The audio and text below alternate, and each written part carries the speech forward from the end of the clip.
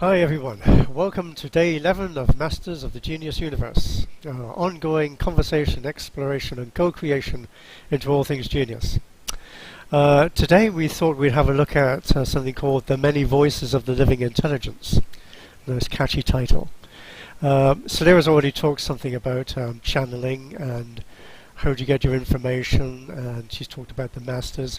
Well, this is a slightly different spin on it, because in the way that I look at things, the living intelligence is something that's interactive all the time. And, it's who you are, it's who we are, it's the air around us, planets, etc., all of that stuff. But as I have said previously, it's like there's a sentiency that you have a relationship with, and that allows you to have a conversation with, to ask questions, to get insights, and to feel that you really are part of this living fabric of reality that we're calling the Genius Universe. So in essence, really what is the living intelligence? Well, I feel it's something which is powerful, dynamic. It's there in the wind, when you listen to the wind. It's there when you go out into the sunshine and you feel the sun on your face. This to me is always being part of the living intelligence itself. Like I can feel that something is happening, even if I don't hear voices, or if I don't get that sense or impression that there's a conversation taking place. It is the sense of being in the thrall of something, really being part of it. But that being part of it almost like leads you into this, well, there's something going on, and I want to know something more about what the living intelligence of is. So how do I get that information? Well, you ask the question. Where do you ask the question from? Who has got the best information? Maybe it's the living intelligence itself. So it's very much about where you're drawn to get information.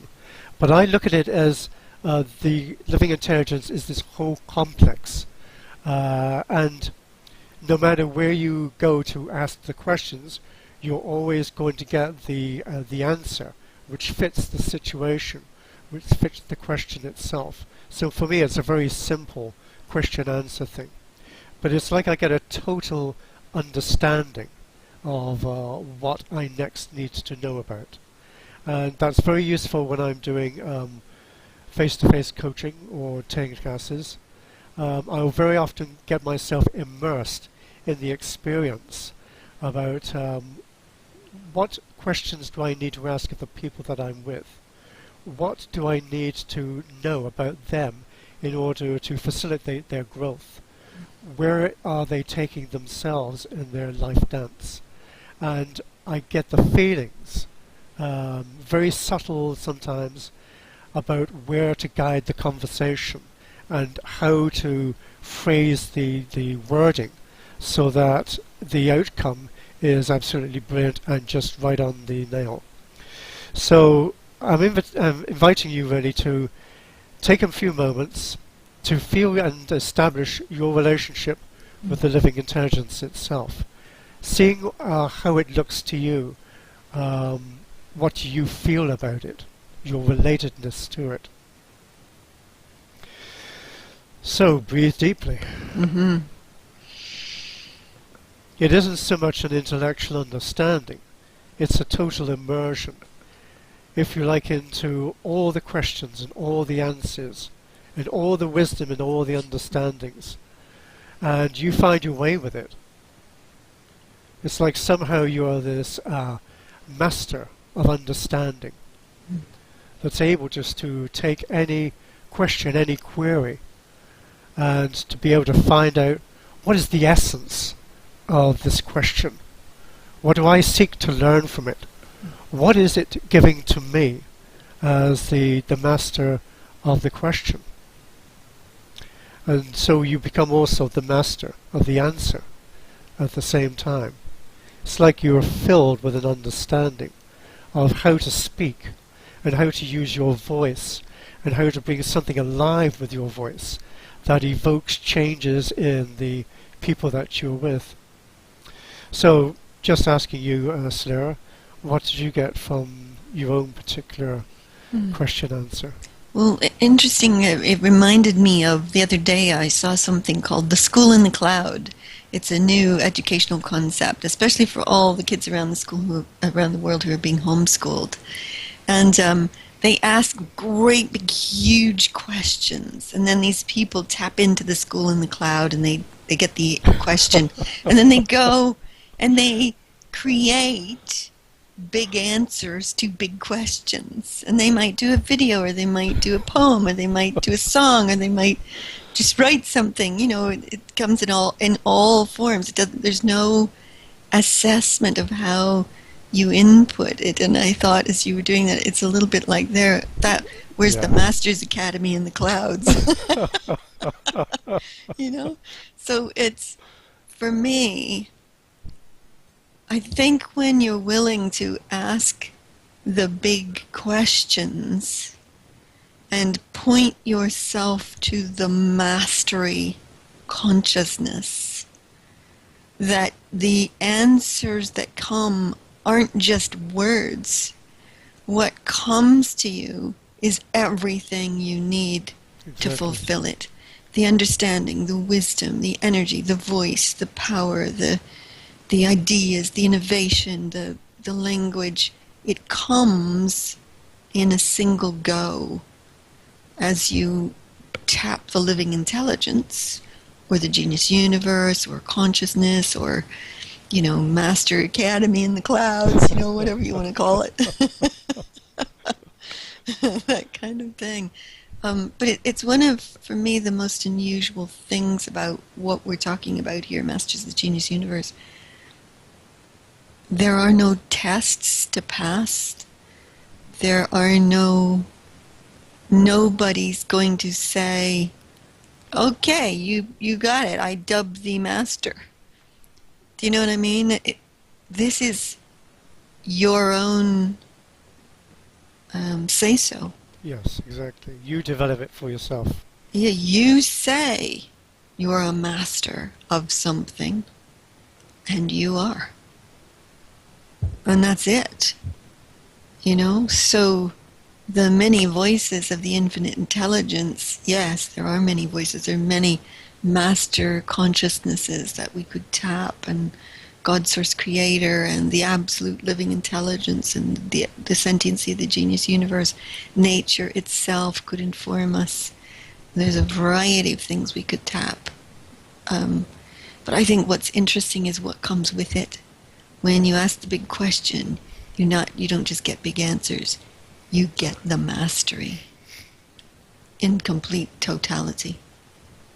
Yes, and I would say from my own experience that you don't even think about the word mastery or the questioning what it is you get. There's a feeling of rightness. Mm-hmm. There's a feeling of the empowerment of something is almost like bestowed upon you, of this, I've got it. And it doesn't matter what it is that you've got, basically, but that you actually do have something which is just so profound and complete in itself that there is no discarding of the information, of trying to filter out what is the best reply here, what is the best answer here. Yeah. You just have the complete thing in its entirety.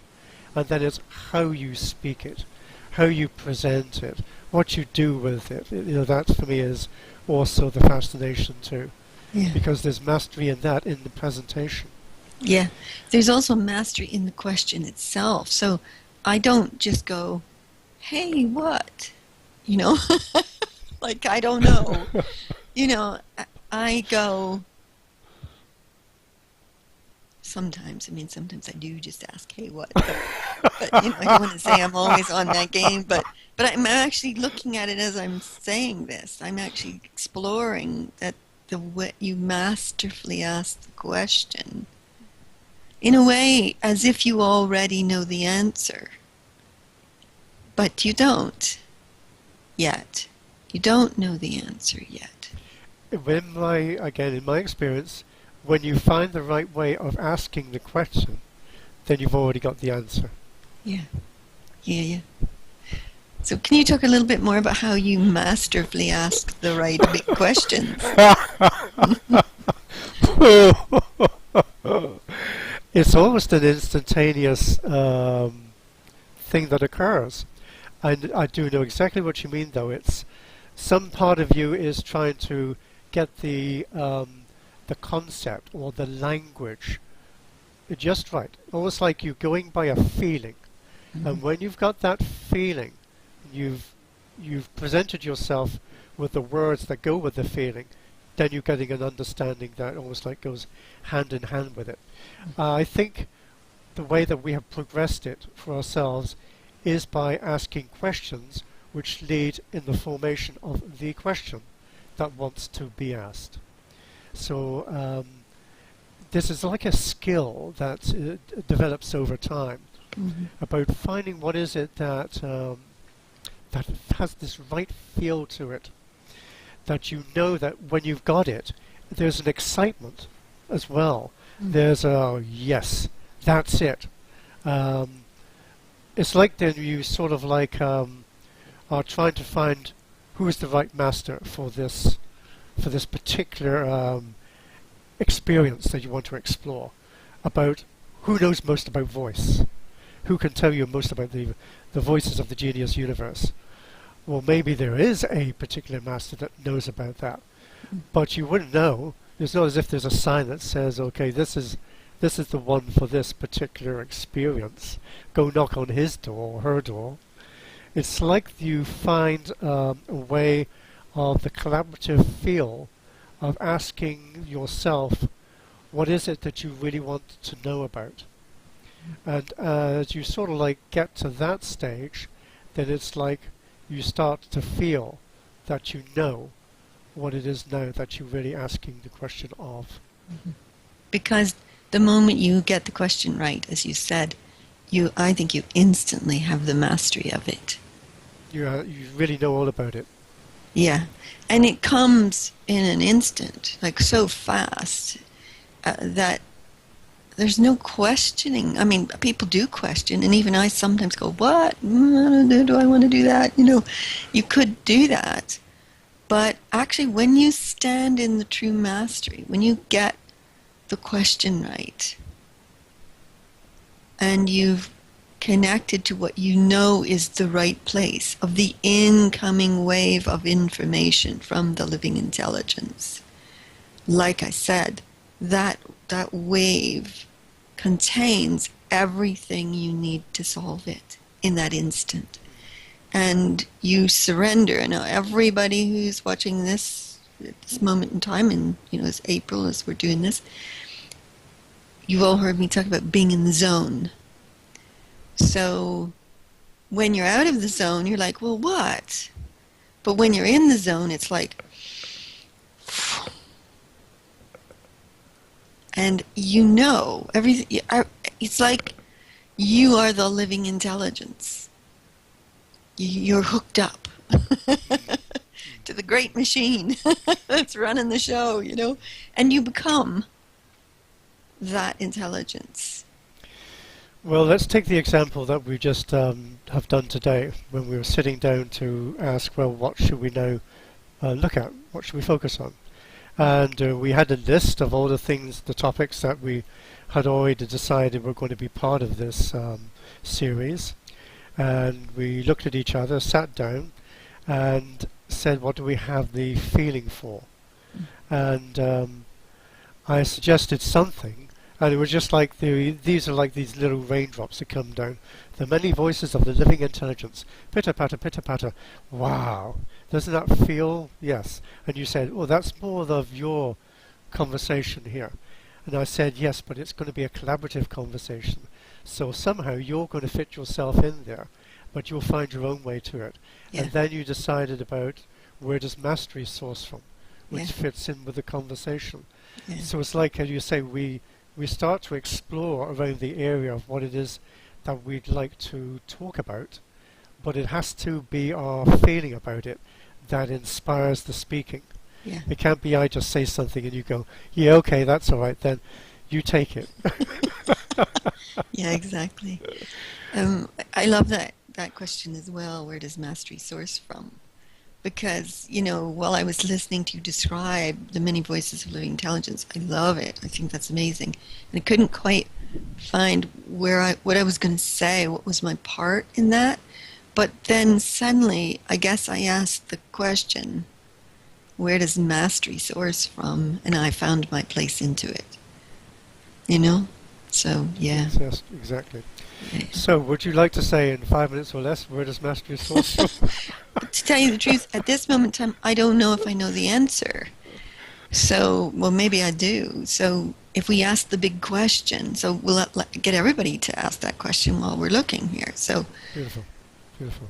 There's that's the big question from the school in the cloud today. Okay? The question none of us know about yet.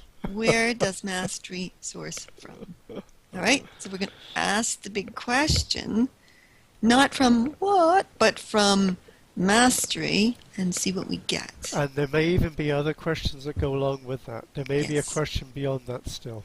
Yeah, absolutely. So feel free to, if it's a bigger question, a different one, go for it. Okay, here we go.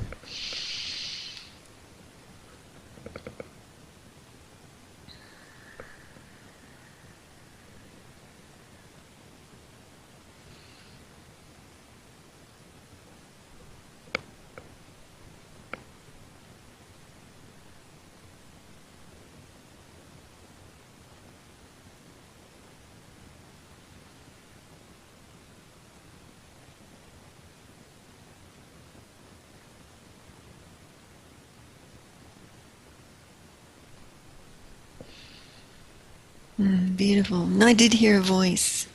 Let's say it's the voice of a living intelligence or the genius universe speaking to me. And it said, well, all of you have always had mastery embedded in yourselves. And everything you've learned since the day you were born was that you didn't know. And you're really, as a race, as people, trained to believe that you don't know, that you aren't masters, that you have to earn that right, that you have to work hard or discipline yourself or just, pass tests and get certificates and have somebody else say that. And so I said, I was then kind of even asking myself, because at that point I knew the answers. And I thought, where does it source from? Actually, to some degree, it sources from the universe, the consciousness of the universe, the sentiency, the mind of God, the knowingness of everything. It already exists. It's already known on all the levels. And really, there's mastery in learning to point yourself to the greatest levels you can touch. But I thought, but where it exists inside me, and how do I know what my mastery is? It comes from the absolute love of something. So, for example, I was saying earlier, what is my mastery? Mine is, I'm a master of consciousness. No doubt, got it. I can stick my hand up to that. If you ask me, am I a master of genius? I would say, well, I'm good at it. I'm really good at it. Am I a master at it? So I thought, well, do I love genius as much as I love consciousness? I really love genius, but I love consciousness. Now, are they really different? Isn't consciousness where genius is born and streamed? Yes, but consciousness is the place from whence it's born. Consciousness, genius for me is that which I can bring through. But consciousness is the canvas of all possibility waiting to be created upon. So for me, my love draws my mastery forth. And that's how I find it. So do I love streaming genius? Yes. But do I love creating consciousness? Yes. I absolutely do. Let me see on a scale of 1 to 10. Yeah. Genius would be an 8, consciousness would be a 12. On a scale of 1 to 10 for me. So what did you get, Santari, when we asked the big question? It was a feeling. It wasn't an answer, it was a feeling. And this feeling was really seeing myself like on board a, let's say, a spacecraft. And I'm working at this console, and this is the console of creation for the whole of the universe. And it's like I know how to operate this console. Wow. But it's the feeling and the no doubt whatsoever about how to turn the whole thing out, how to turn it out brilliantly, ecstatically, putting anything that you want in there. I know how to do that. I know how to deliver it. Just like with my voice, I know how to deliver things which will move people and give them experiences, take them to, the ecstatic awe or whatever. It's like I know how to do that. So I would also, when you were asking the question too, of yourself, what are you a master of? Well, I'm a master of mergence. Of what? Of mergence. Not of emergence, but of mergence. I know how to merge myself with something else. And to get the feeling, the understanding, the knowing, exactly all of that in place. I know how to merge really anything with anything else too. That's why I can do things so brilliantly, because it's as if my knowing and my consciousness and awareness merges with that of another, and it's just like some alchemical amazingness takes place where I have the whole of the thing that we're working on, whatever it is. So therefore I can talk with great facility and ease about things which perhaps I've no prior knowing of. So yeah, I'm a master of that, amongst the other things, of course, as well. But it's that ability to be able to go for something, and you know that it's going to be a breeze. Even if you don't know how things are going to turn out, you're creating on the fly. You're dynamically involved. Let's say you're with the many different voices of the living intelligence, listening to them all, and being able to reply to as many as require you to be part of the elaborate experience that's being played out for everybody in this genius universe. That's really nice. I like Master of Emergence. That's really great. Fun stuff. I'll get the T-shirt for it. Yeah. Well, so everybody who's watching this, I'd just love it if you just tune in to yourself and to the infinite intelligence, the many voices of infinite intelligence, and ask, what is your mastery?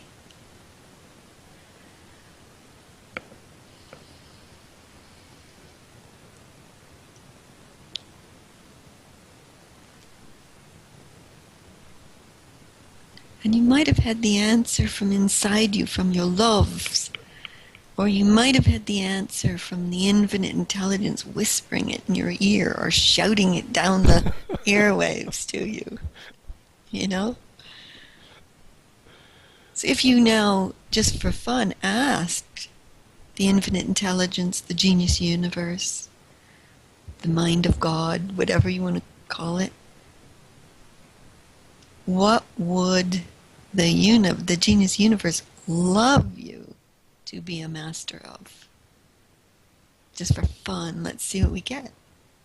Okay, so everybody watching, ask that voice, that presence, that being, that sentiency, what would it love you to be a master of? Here we go.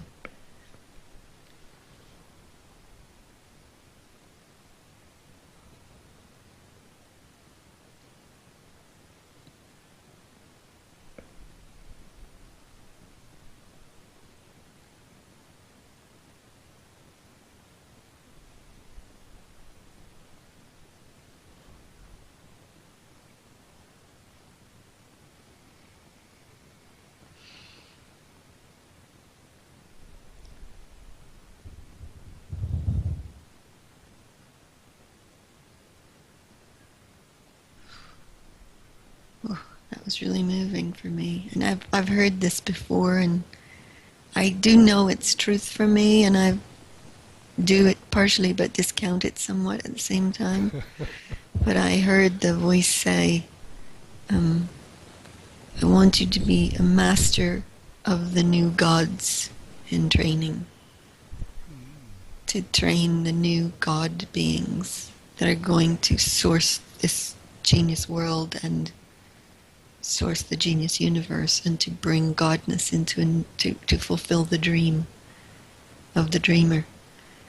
And I know I'm good at that, and I know I want to do that, and it's still a little breathtaking as to how does one go about saying that's who they are and what they do. But in a way, that's what we're doing right now. Well, you've announced it here. Well, everyone watching this is exactly that. But, we're calling it Masters, and that's a great, modern, fresh Masters of the Genius Universe is a fun way to do that. But in truth, we are stepping into a brand new God creation, and godness of ourselves. And, a lot of people could say, well, it's not really brand new, it's been around forever. It's what created everything. Yes, that's true, but I believe that we're about to create a new iteration of that. That we have just created it, and we've embodied it and are imbuing it, and that we get to play with something really new about that. And I think there's some value to orienting to it as really new, because if you orient it to it as if, oh, it's ancient and forever and it's always been, then all you're doing is doing more of what's always been. You're not really coming into the creation game. But when you know there's a new aspect of godness, then you are forged into asking masterful questions and standing up in new places of creation and really taking it to new levels of play. So it deeply touched me. Is a little bit daunting, and of course I am that. Don't worry, I'll remind you. And for you, Santari, what did you get? It was forging the keen blade of excitement. Nice.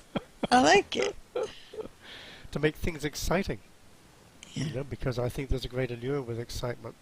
Not the daredevil, you're going to kill yourself if you do this type of excitement, but that which sends a thrill through you and makes you feel alive and responsive to what happens next. Whether it's, the call for you to, be this pioneer for, as you said, the new iteration of the new godness. Mm. There's got to be excitement in there, and I'm sure there is. Yes, absolutely. Absolutely. I'm really touched by that piece about the newness. And I do know there are many of us masterful beings who love the ancient, the divine, the sacred, that which has always been. It does touch us and stir us and is awesome to behold and, to dwell within. There's no doubt about that. But I think if we don't step up to the newness, then we're dragging along in a very old game. I know that's just my perspective, and I would be glad to have anybody say it differently. I think there's an energetic truth in that. Whether you've done something before. It doesn't have the same verve and feel of excitement and aliveness. So you do have that knowing of something new needs to happen. Yeah. And it's not the same. It is, as you say, an iteration, a reforging, something which hasn't had the expression of itself delivered in its full and total capacity before. Mm. Years ago, this was probably 8, 10, 12 years ago, I had multiple people argue with me that there was nothing new in the universes, that it had always been so, and who did I think I was, that you could create something new, and that was ridiculous because you can't. There is what there is, it's always been, always will be. And they would really take me on big time about it. No, I didn't mind. We had some interesting conversations, some of us. And some of them just turned around and walked away and just discounted everything that I was because they couldn't buy that. But really, truly, I think if we're going to stand as masterful beings, as God presencing itself in a new genius universe, on an awesome new world of raging new possibilities, then you have to stand in the new at the core of that. And I think it requires that we develop a mastery of new and be bold generators of all that is possible. And I know everybody who's listening to this right now is just like, yeah, they're, talking to the converted. But really, if there's anybody listening to it after this 15 days that we're doing it, day to day, it's so important to orient to the new, because I do think that's where does mastery source from? Where does godness source from? It well springs out of the mind of God, if you will. I don't know how else to talk about it. That which originates all things. And it holds out these waves and wafts of possibility for us to take and do something with. I think if we just, that's the thing with channeling for me, to come back to the voices piece. When I was channeling, I loved it. But it just came through as it was. I didn't add anything to it. I didn't change it. I didn't make anything of it. I just brought it through as it was. And actually, every time it would come through, it would be like 2,000 years old. And I finally went, okay, enough. This needs to be modern up a bit and made fresh and new. And that's when I began to develop a mastery for newness. I attuned my sensors for, okay, here comes a waft of possibility. What can I do with it to make it new all over again? Well, that makes me a genius innovator. Global and universal innovator, a societal innovator, a civilization builder. It makes me those things by being oriented to being a master of newness. So, yeah. I mean, the great thing about the channeling, though, it allowed you to know and get the feel of something which was powerful and right and needed to be connected with at that time. And it was inevitable that at some point it would be suggested to you, and now you develop this for yourself. And I think that's what's occurring in the world today. People are finding that it's best if they do something themselves, find out what is it that is their great idea, their joie de vivre, and what makes them the feeling that they're contributing powerfully, and then go on to collaborate in groups and with the cloud as well. But at some point it goes, yes, I know now, because I can feel what's right. And that's what we're really saying. Do you get the feeling? Do you get that sense of rightness? Because when you do, that's nothing going to stop you. Yeah.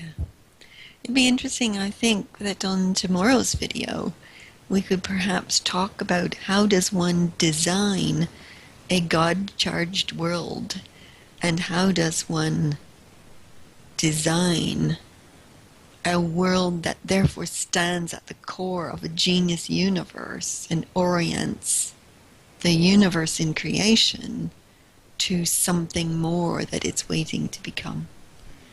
So that would be a good topic for tomorrow. I'm sure everybody's going, yeah, let's do that one, civilization builders and universe designers. All right. We got loads of those masters in our network. Just let me get back to my console. Exactly. Yeah, exactly. So, anything else for you on this topic today? Oh, I think probably we've said lots. Lots to fuel people to get them going. Well, I want to invite you all to go into the secret Facebook group and Masters of the Genius Universe group and really declare what is your mastery. You may have more than one, so feel free, but get it that where you're declaring it, you're a 10, you know it from your passion, from your love, from and nobody else gets to say whether you are or not. You are the one who dubs you Master of the Genius Universe. You don't get any t-shirts. Yeah, so it is a self-declared piece, and I just love that. I love that it's self-declared. It's brilliant. Absolutely.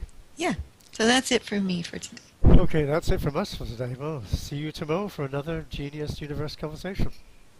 Have fun. Goodbye for now. Bye.